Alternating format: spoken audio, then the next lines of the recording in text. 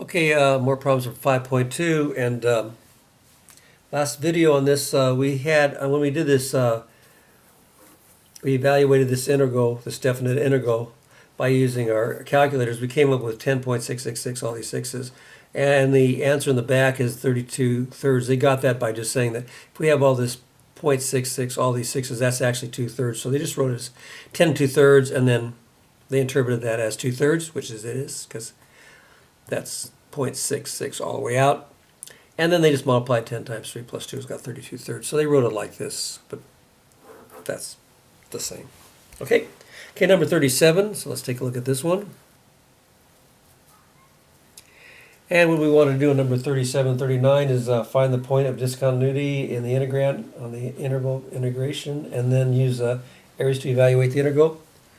So if we look at this, if we interpret this, we've got the absolute value. So we've got, this basically is our function. So it's going to be x over negative x, because the absolute value of negative x is negative x, or the absolute value of x is negative x for x less than 0, then it's positive x for x greater than 0, so we end up with negative 1, 1, negative 1 for less than 0, 1 for 0 or greater, so we have this line of piecewise function here that goes like this. So we obviously have a jump discontinuity at x equals 0. And then they wanted you to find the integral, so the b part was to actually evaluate it using areas. So if we look at this, we can actually take this area and this area. There's just a thin little line here that's not going to be an issue. So the area under the curve from -2 to 0, which is what we would be looking at, would be 2, and because it's just a 2 by 1 rectangle, and this is a 1 by 3 rectangle, so this area from 0 to 3 would be 3. But since this is below the x-axis, this would be negative. So even though the area is 2, the integral is -2, and this is positive 3, so 3 minus 2 is 1. So there's your evaluation of the area there. Or the integral, excuse me, there's your... Okay, so this is 2 units below the axis, 2 square units below the axis, 3 square units above the x-axis. So 3 minus 2 is 1. So that's the evaluation of the integral. And then number 39. I have to go back and review our removable discontinuities, because we have this x squared minus 1 over x plus 1, so the integrand, this inside part here, I can look at that curve, and that's going to be y plus 1 times y minus 1 if I factor this. I'm sorry, x plus 1 times x minus 1. If I factor this, that's what y equals, over x plus 1. And notice how the x plus 1's cancel. So remember, we have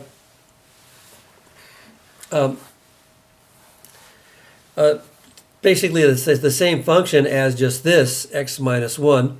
Okay, remember this is what we call the extended function. If I graph x minus 1, I get the extended function because I have this removable discontinuity and remove it. Now this, or this whole thing, will graph the same thing as x minus 1, except x minus 1 doesn't have a hole here, but this whole function does have a hole, because when x is -1, it's undefined. But that's what we call removable discontinuity, because we could factor it out. Okay? So we just have a thin little hole there. So that is with the discontinuity. So we have a removable discontinuity at -1 and -2. That's the point. All right? Now they want you to find the area. Well, this is just, you could say, well, this is a trapezoid and a triangle, and divide it up, and you could get the dimensions. It's kind of a little more work. And if you realize that this is just a very thin little line that's not going to make any difference, so I could take the area of this whole triangle and use that when I'm trying to evaluate my integral.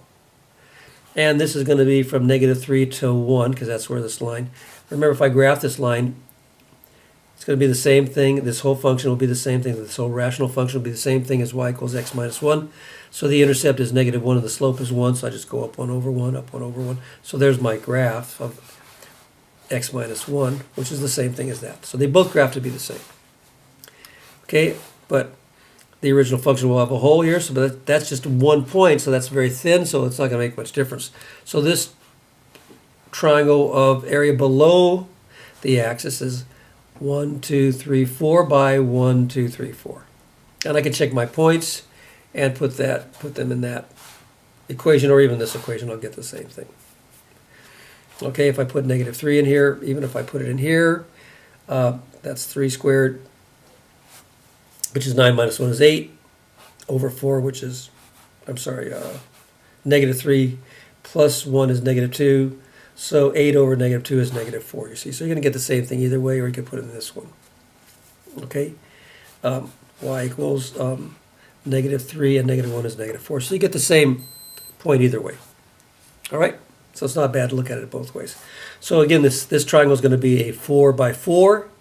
4 times 4, the area of a triangle is 1/2 base times height. So 4 times 4 is 16, divided by 2 is 8. So that's the area of the triangle, which would be the same as if I took the area of this trapezoid and added it to the area of that triangle. If you don't believe me, you could try it. And then over here, I'm going from 1, and this point is going to be 4, and if I put 4 in x minus 1, I'm going to get 3. Or if I put in 4 in here, 6.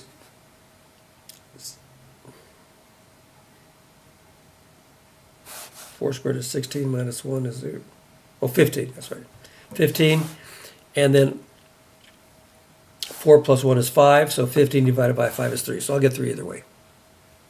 Okay, it's the same.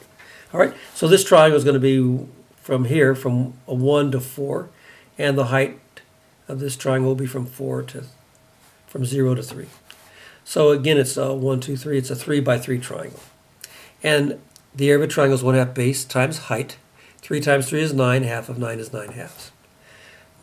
But this is below the x-axis, so this area will be the value of the integral, not the area. The area is positive 8, but the value of the integral will be negative 8. From here to here, this part here, and the value of this area, or this integral, will be positive 9/2. And a negative 8 is negative 16/2. Plus 9/2 would be negative 7/2. So that's the value of your integral. Okay, so I hope that helps out. You know, try to draw a sketch. And again, this is a good review of your removable discontinuities and how they work. Okay, so I hope that helps.